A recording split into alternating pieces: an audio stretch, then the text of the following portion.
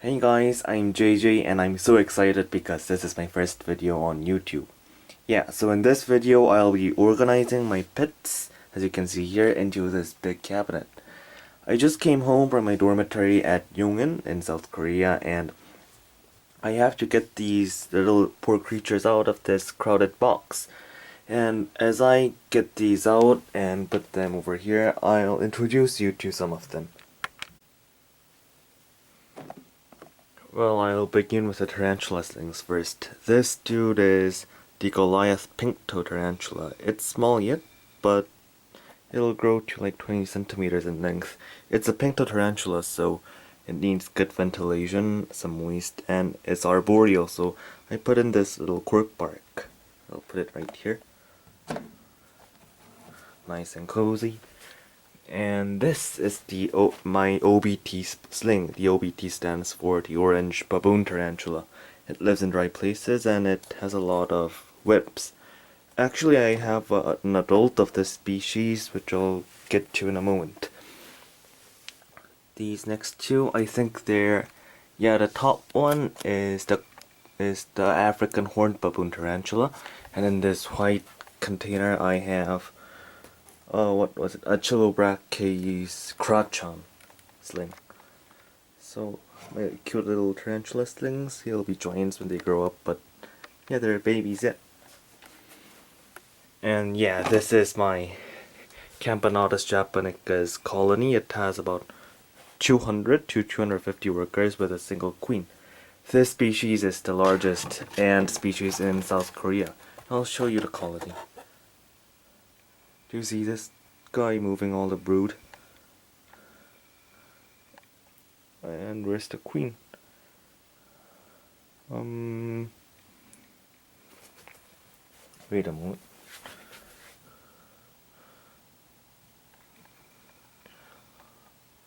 She's surrounded in this pile of worker ants.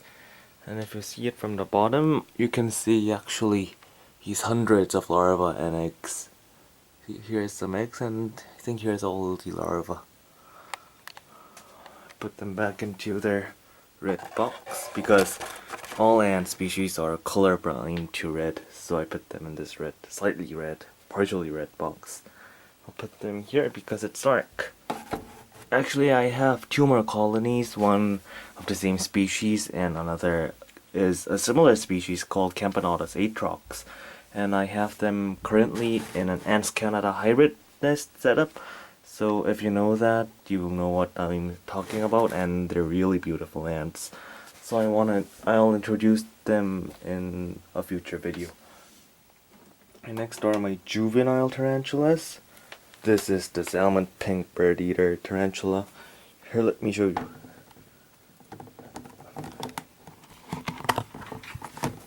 These dudes grow up to be the second largest tarantulas in the world. They live in Brazil.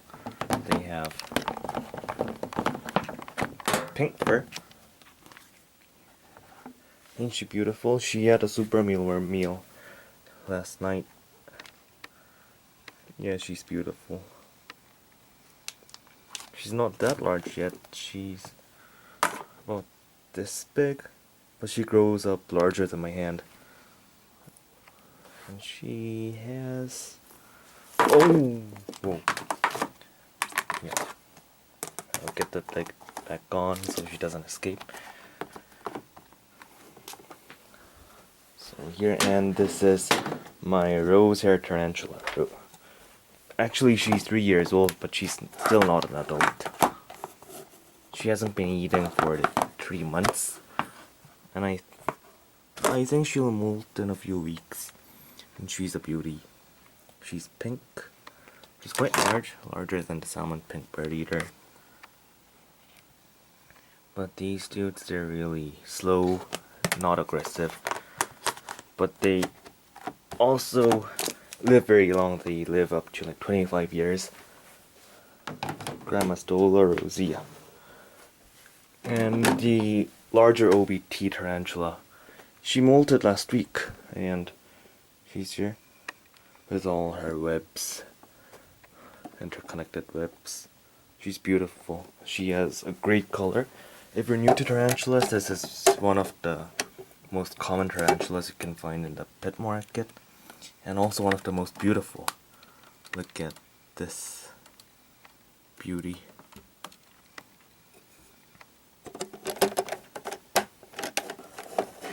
Put her next to tarantulas. And these are my mealworms. They're just messy because I just came back home. I'll get to that in a moment. And I got these new cool containers. I'll put my 2 slings into these containers. I have more of these. Here. And this is another Camponotus japonicus colony. I got this as a present. This is a small colony. I got this as a present a few months ago, and they started up as a single queen with 2 workers, but now they have like 20 workers or so. I'll put them next to these. I'm planning on moving them to a larger setup. I have more time. Yeah, back to tarantulas. This is my Indian ornamental tarantula. She's burrowed up right here. She had a cricket meal, and she molted like 3 weeks ago, but I'm scared to open her lid to get these mold off. Yeah, she's buried here. She's large and beautiful, but they're really venomous, so you have to be careful when you keep them. If they escape, if they bite you, you're gone. And this is a really cool species. This is the Vinegaroon. I think there are actually 2 species of Vinegaroons. One lives in the States and one lives in the Philippines. So that's weird, but they're cool. They look like scorpions and tarantulas combined.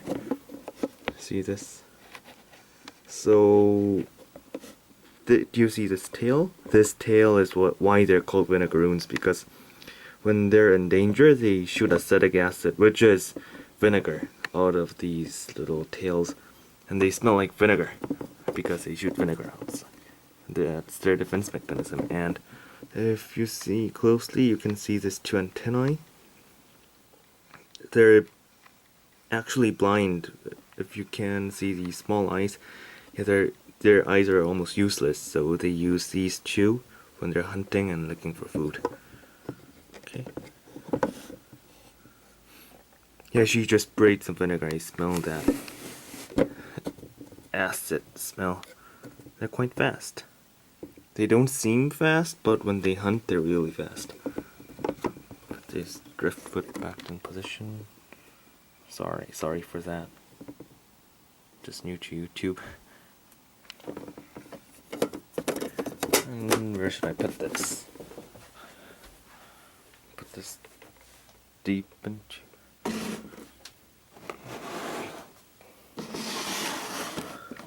She's a bit startled. She'll be okay. And here, I think she's not out yet, but this is my green giant millipede, Juvenile. She's about 15 centimeters long, and this isn't wool, it's just, there's this called, I think they fermented wood dust, sawdust. In Korea we use this to keep stag beetle larvae, but I thought millipedes could eat this, and she's growing quite fast in this setup. Some old veggies. Let's put her next to this. Yeah, and this is my praying mantis.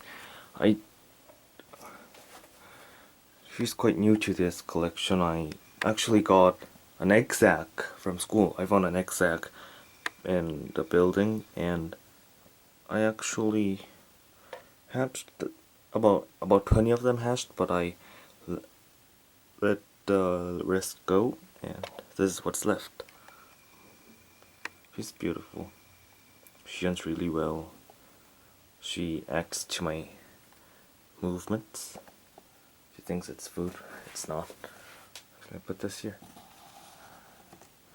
And I gotta take out that water. I sprayed a bit too much a few minutes ago. So live here. And for these lizards, so this is an Israeli dune gecko. They're really cute. Never mind the dung, the droppings. I'll take care of them in a moment. But I just wanted to show these to you. This is the female. She's the large one. She eats really well. She has like 10 crickets every week. And oh, I should actually open this for a better color. She's beautiful. She has cat eyes. You see those eye slits.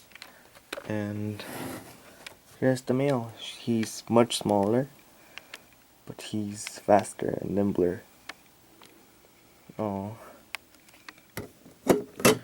So what I'm planning with these guys, I'm gonna put them into this 2 feet wide tank with the same substrate, with a big water bowl and a vivarium setup. I'm gonna put some cacti in there, fake cacti, not real cacti, and this driftwood. And this is my leopard gecko. Her morph is super hyper tangerine. She's cute. I'll talk more about her in a future video, and I'm gonna do the same as the dune geckos. I'm gonna put her in this large tank. This is my new coconut shelter, and I bought these heating pads for the winter, so I'm gonna put these under this tank, and she'll be good for and warm for the winter. So yeah, and here's some plants. I have a few more tarantulas and ants back at school. I couldn't bring them this week, but I'm gonna bring them home next week. Yeah, so that's all for this video, and if you enjoyed the video or not, please click the subscribe button. I'm new to this, so there's a lot of room for improvement. So thank you for watching, and bye.